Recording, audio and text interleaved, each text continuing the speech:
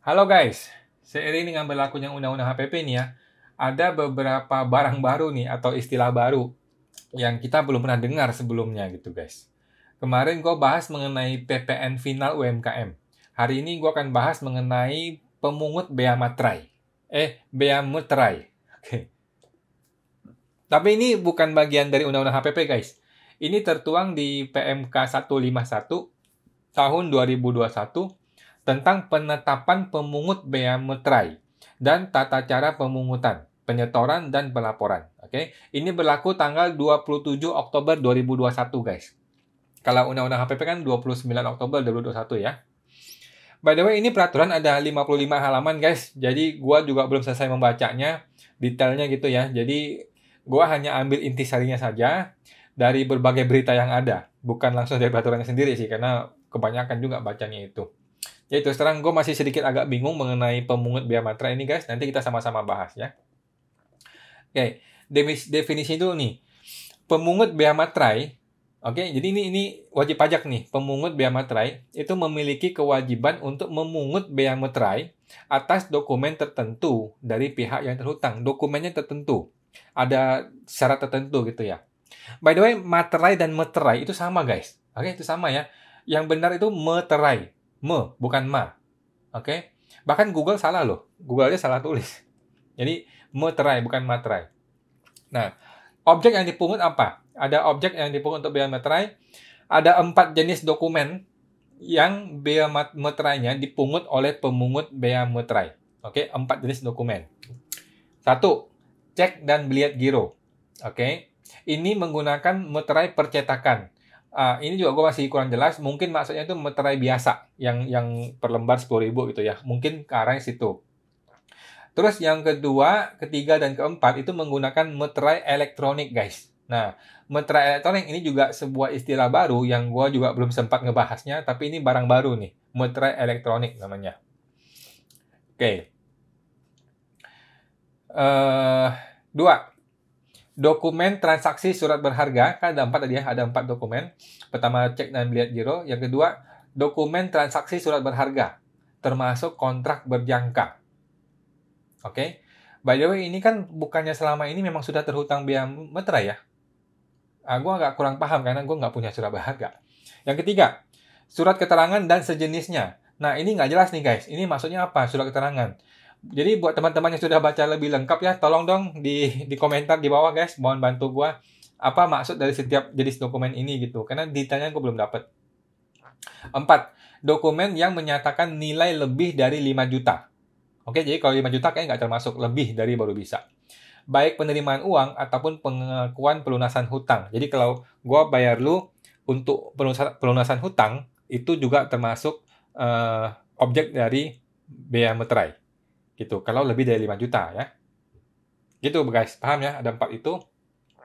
Nah, subjeknya apa? Siapa? Sekarang subjek pemungut. Jadi siapa yang dapat memungut bea materai?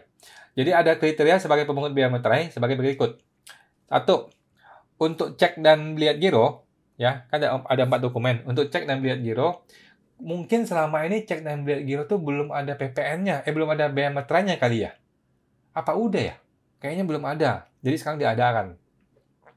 Nah, untuk cek dan biliet giro, WP yang memfasilitasi penerbitan cek dan biliet giro tersebut, gitu. Nah, apakah yang di sini yang dimaksud dengan bank? Dimaksudnya itu adalah bank gitu ya. Nah, ini nggak jelas juga nih guys. Karena kan setahu gua yang bikin cek dan biliet ya bank. Siapa lagi gitu. Nah, terus ini itu tanpa batasan jumlah dokumen. Kayaknya begitu ya. Karena yang lain tuh ada batasan nilai dokumennya. Jumlah dokumennya. Kalau ini tidak ada batasan jumlah dokumen. Oke? Yang kedua, ketiga, keempat, surat berharga termasuk kontrak berjangka, surat keterangan dan sejenisnya, serta dokumen lebih dari 5 juta, itu pemungutnya adalah wajib pajak yang menerbitkan atau memfasilitasi penerbitan ketiga jenis dokumen tersebut dengan jumlah lebih dari 1.000 dokumen dalam sebulan. Oke? Harus ada 1.000 dokumen atau lebih. Nah, kembali lagi pertanyaannya nih. Sama nih, siapa mereka? Apakah yang dimaksud di sini bank? Atau siapa gitu? Ini masih belum jelas. Terus, kalau kurang dari 1.000 dokumen, apakah menjadi tidak perlu pungut? Atau gimana gitu? Nah, ini masih membingungkan. Apakah kembali ke materai yang biasa, kertas, atau gimana gitu? Nah, ini sih pasti ada penjelasan di PMK, guys. Cuman gue sendiri belum sempat baca lengkapnya gitu. Dan di berita-berita juga nggak ada penjelasan detailnya. Kayaknya orang-orang pada belum baca gitu. Oke, penetapan. Pemungutan bea materai ini harus ditetapkan oleh DJP setelah memenuhi kriteria tertentu. Pemungutnya ya, subjeknya. DJP akan menetapkan wajib pajak sebagai pemungut bea materai dengan menerbitkan surat penetapan. Ada suratnya. Jadi ada surat yang menetapkan, oh lu ini pemungut bea materai. Gitu. Bila wajib pajak telah memenuhi kriteria pemungut bea materai, tetapi belum ditunjuk sebagai pemungut, jadi belum ditunjuk nih, maka wajib pajak dapat menyampaikan surat pemberitahuan untuk ditetapkan sebagai pemungut bea materai. Gitu. Nah, surat pemberitahuan itu dapat disampaikan melalui email, aplikasi, atau sistem yang disediakan oleh DJP. Jadi paham ya guys, untuk penetapannya seperti itu. Harus ditetapkan dulu. Nggak bisa tiba-tiba lu jadi pemungut gitu, nggak bisa. Tapi kalau lu sudah memenuhi syarat, lu wajib jadi pemungut. Lu nggak boleh mundur gitu. Pencabutan penetapan.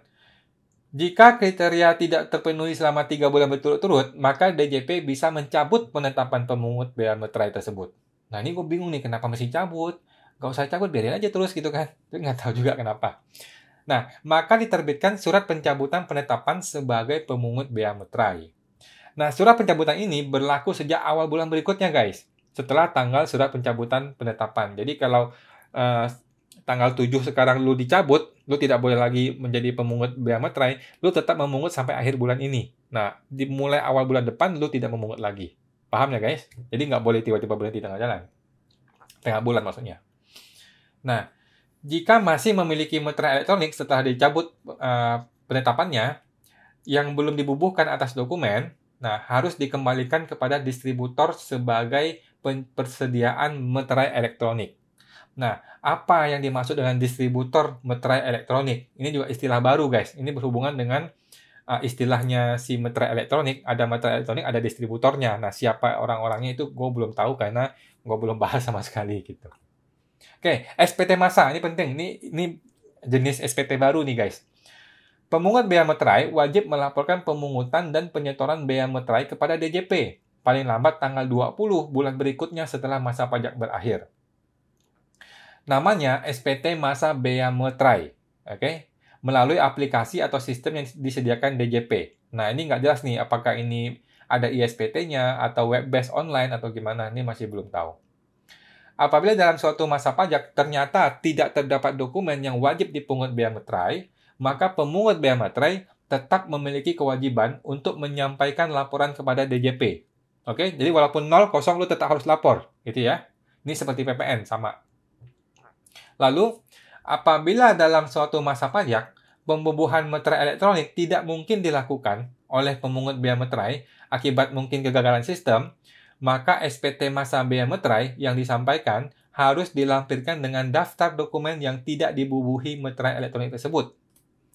Oke, jadi dia tetap pungut, tapi dia tidak membubuhkan materai elektronik, sehingga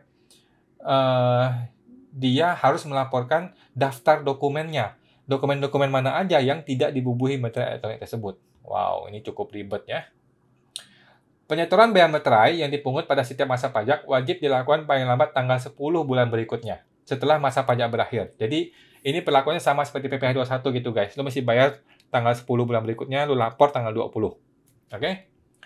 Itu aja guys, sejauh ini cuma itu aja informasi yang gua pahami ya. Tentu masih banyak yang perlu kita pelajari lagi, seperti apa itu materai elektronik, siapa distributornya, terus sanksinya apa kalau tidak memungut gitu loh, dan lain sebagainya. Oke, jadi buat teman-teman yang ada informasi yang lebih lengkap, boleh dong, tolong dong disampaikan di kolom komentar supaya teman-teman yang lain juga bisa dapat informasinya gitu ya, supaya gue juga bisa update informasi terbaru gitu.